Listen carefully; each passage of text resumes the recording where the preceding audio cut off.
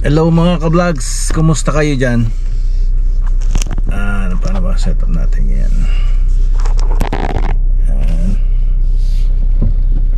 Tayo'y pupunta sa CNC.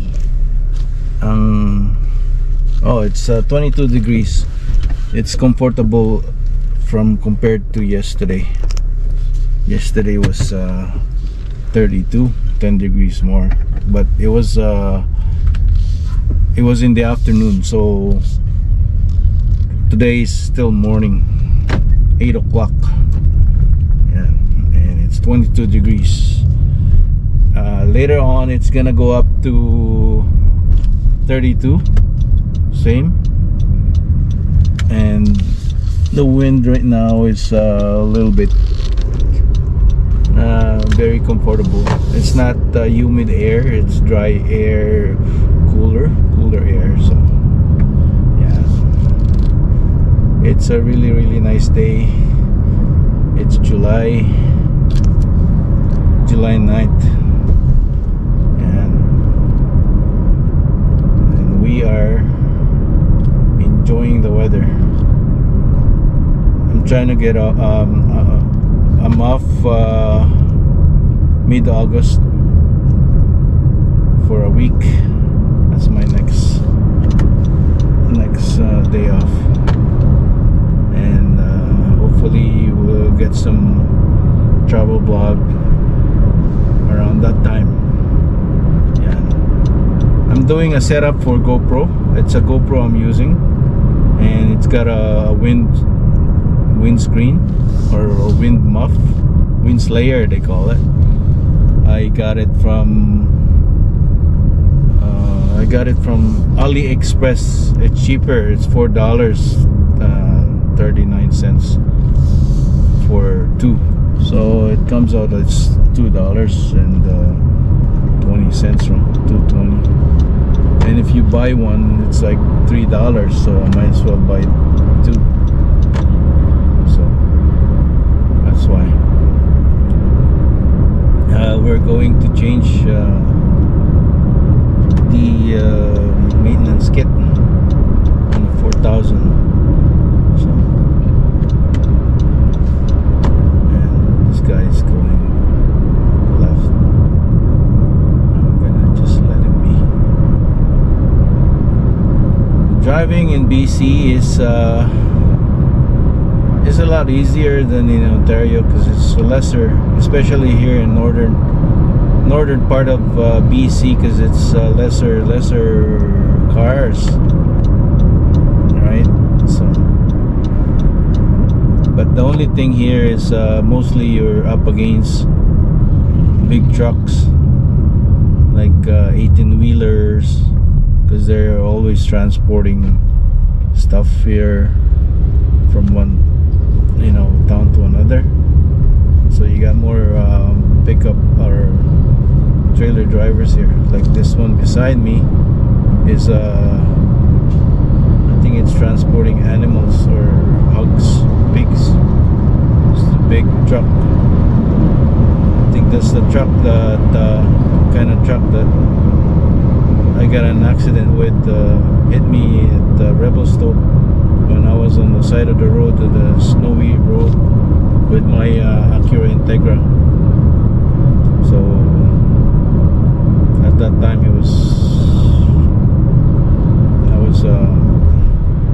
I slid into the ditch. So and the thing about it, the accident happened because the new tow truck driver, or the one who towed me, he hang out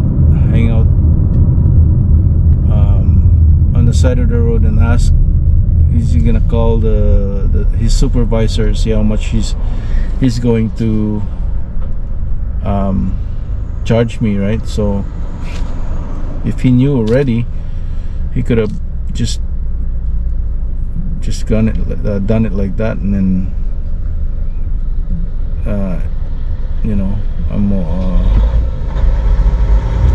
that's it. It was just a blink of an eye. right? Blink of an eye. Oh, look at that. This guy's trying to turn left.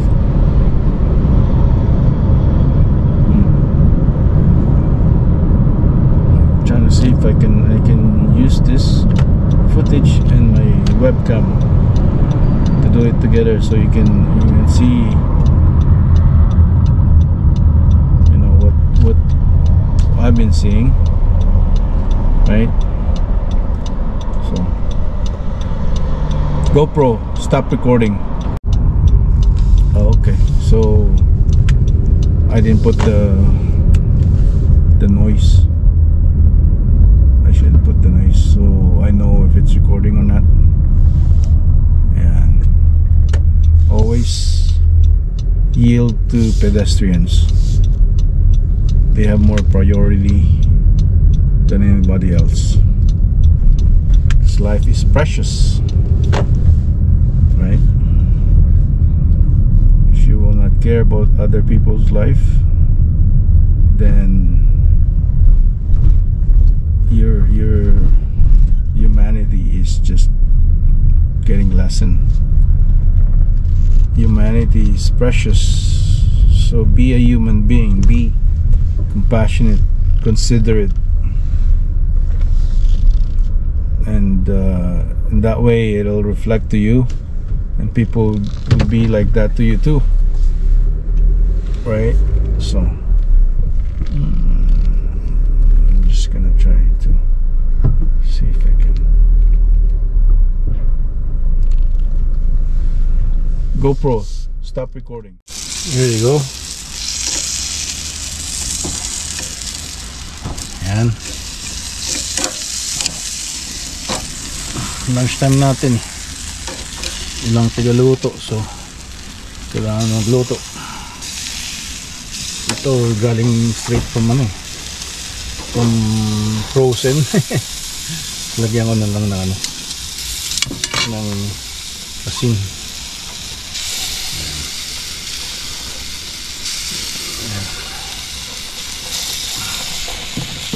Ayos. Grabe mga ka-vlogs, ang init. 37 degrees. Sabi dito sa ating baka sabihin nyo oh, 31 dito sa phone, but dito sa yung outside thermometer ng ating kotse, it says 37C. Wow, napakainit. Ayan, isin natin. Ay, may calls tayo sa same college para ating check-in. Noise, ewan ko, mga ganitong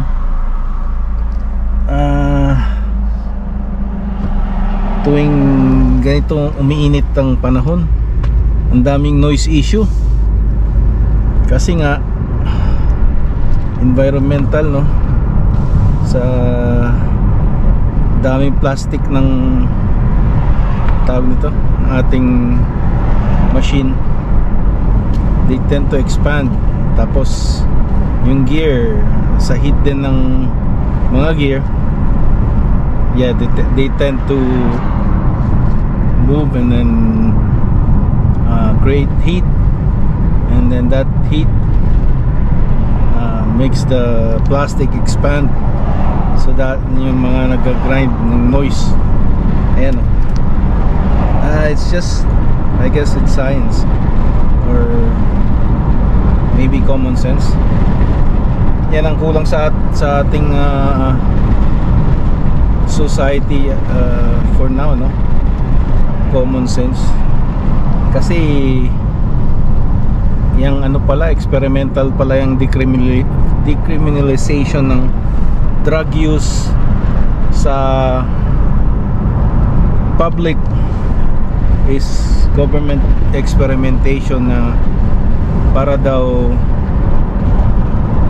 ma-heal imbis na i-stop. Yun ang treatment nila sa recovery ng ano no, ng addict. They just supply them with safe drugs. So I don't get it. Yung ano naman, may extreme naman na ginagawa to stop it, eh hindi naman nag-work, na umaano naman sa human rights. So dito naman, nasobrahan naman ng human rights, eh kawawa naman yung mga citizens na taxpayer na gustong mamasyal sa, you know, pumunta sa you know, city, tapos makikita nila drug use is rampant in their own backyard sa pagka namasyal ka sa downtown, ganyan, no? Ngayon alam ko tinurn over yan ng High Court dito sa BC na iano na, ipagbabawal na yung drug use sa mga businesses. Ayan. So hopefully matigil na yung ano, takot ng mga tao na pumunta sa downtown, dahil walang dito sa North BC, wala namang pupunta ng downtown after work.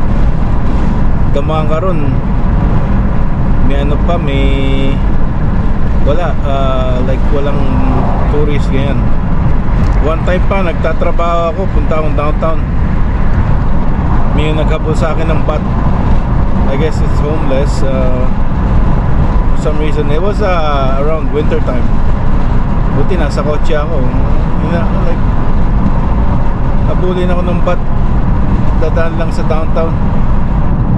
So it's dangerous, lalo na kung siguro nakaano ka, hindi ka nakakotse, wala, tamaan ka. So ayan, dito tayo. Napakainit ngayon dito sa ano, no, ngayong July, first 2 weeks ng July, which I love it actually. I love heat in this northern climate. Ang ayaw ko lang yung humidity. Yung heat, I don't mind. I don't mind the cold. Yung humidity sa, yung parang malagkit ng feeling, yun ang ayaw ko. Tapos sa cold naman, sa winter, yung wind chill ang ayaw ko. Pero yung cold itself with the jacket, I don't mind it, as long as you have your tool to protect yourself. I don't mind it. Yung wind chill, yung pagka minus 20 na, tapos yung wind chill feels like minus 35, ganyan, minus 40, yun ang matindi. Yun ang parang kinukurot yung balat mo. Grabe.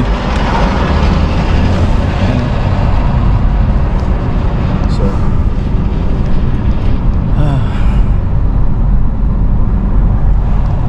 ngayon it feels like minus 31 degrees sa labas dito, sabi. Kanina 37 sabi. Siguro kasi hindi gumagalaw, kaya ngayon 31 na eh. Ganun pala yun. Pag nakapark mas mainit, tama. Kasi nga nag-accumulate ng heat. Yung air kasi parang ni-stop niya yung heat. So andito na tayo. GoPro, stop recording. Hi mga ka-vlogs. Ayan, tapos natin at na-fix natin. Ni-reset ko lang yung mga parts, yung imaging unit. Tinanggal ko, binalik ko, inikot-ikot ko yung mga gear. Kasi minsan pagka yung bagong replace siguro, pagka replace, hindi muna nila yung last tech na nag-replace, hindi niya ikot-ikot yung gear. Importante yan kasi minsan na-stuck yun sa storage, ganyan, heat, lamig, init, yung plastic gear minsan maganit. Meron din akong ano dun, kahapon lang ata yun, yung sa toner, yung sabi niya maingay, yung pala yung gear hindi, ayaw umiikot, siguro na stuck dun sa yung toner. Kasi kailangan i-shake mo rin yan para hindi siya maging maging bato or maging buo bago mo ilagay sa printer, no? So yun, kaya yun lang, reseat ko tapos in auto gradation ko lang, that's it. Ang dami namang naming mga sakyan dito. Itong laki kasi kaya takot ako.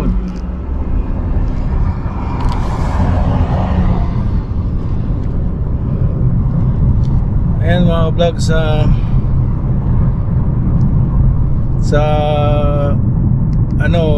comment kayo kung anong gusto nyong mapag-usapan natin. Wala na akong maisip minsan na content minsan kung ano-ano na lang kaya minsan may mga inspiration tab doon sa YouTube Studio, but it's also same topic. Yung ba mga paboritong kung yung nasa inspiration tab mo, yun yung ni-research mo, I guess yun yung mga top vlogs na according to YouTube, no? Nakita ko doon sila Alwin and Emma yan, maraming viewers. Alwin and Emma, shoutout sa inyo dyan. Napanood ko yung vlogs nyo. Yan, tapos si Inags din regular na nag-upload yun ang tinanong ko siya nung nakita kami, kung may mga script siya pagka yung nagpa-vlog siya. Sabi niya kung ano lang maisip niya, na siguro meron na rin siyang idea bago niya gawin yung vlog, pero parang impromptu, no? Tapos sabi niya basta araw-araw lang mag-upload. So hanggang yung personality naman niya is it's very personable. Personality nga personable. So yan, nagustuhan siya ng ating mga kababayan, tsaka ng ating mga banlahe. Sana yung vlog lang niya is may English subtitles para kung meron ka dun sa editing mo. Nitingnan ko sa sa Filmora, wala pa yung English to Tagalog to English. Parang ewan ko kung yung sa babayaran mong AI voice to subtitle is gonna work.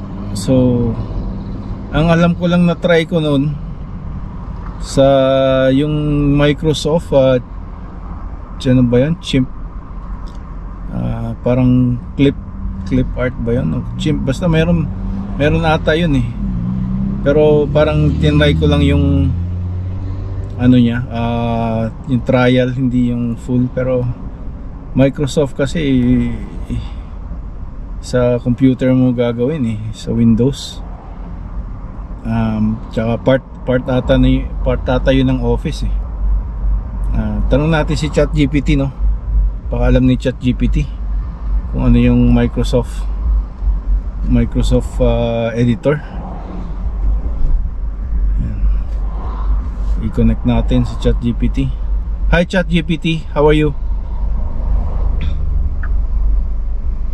I'm doing well, thanks. How about you? Good. I want to ask you, what is the Microsoft editor for doing the subtitles from Tagalog to English? You can use Microsoft Translator to help with translating subtitles from Tagalog to English. Another tool is Microsoft Azure's Cognitive Services, which includes the Translator Text API for more advanced translation needs. For creating and editing subtitles specifically, you might use Microsoft Stream or third-party software like Edusub, which can then incorporate the translations. Do you need more detailed steps on using any of these tools? What is the Microsoft editor that's included in the Office? Microsoft Editor is a tool integrated into Microsoft 365 applications like Word and Outlook. It's designed for proofreading and enhancing writing with grammar, style, and spell check suggestions. It doesn't specifically handle subtitles or translations, but it's great for refining text. For subtitle translation, you might need a different tool like Microsoft Translator or an Azure service. Azure service? Got it. You might be thinking of Microsoft subtitle tools or something specific within Microsoft's suite for subtitle editing. Unfortunately, Microsoft Editor itself doesn't handle subtitles directly. For that, you typically use a combination of Microsoft tools like Microsoft Stream for managing video content and potentially other software for more detailed subtitle editing and translation. Would you like information on any specific Microsoft tool for video and subtitle work? Yes. Going, I said, is the shovel in the ground? Yan mga vlogs, yung ano nga pala na Microsoft is Clipchamp. Pwedeng online mo i-download at saka pwede ring i-ano sa online editing. Just check it out. Clipchamp. Yan. So, yun. Nakikinig ako kay Pierre Poilievre will be the next Prime Minister. So, makes sense yung mga sinasabi niya. So, yan. Okay?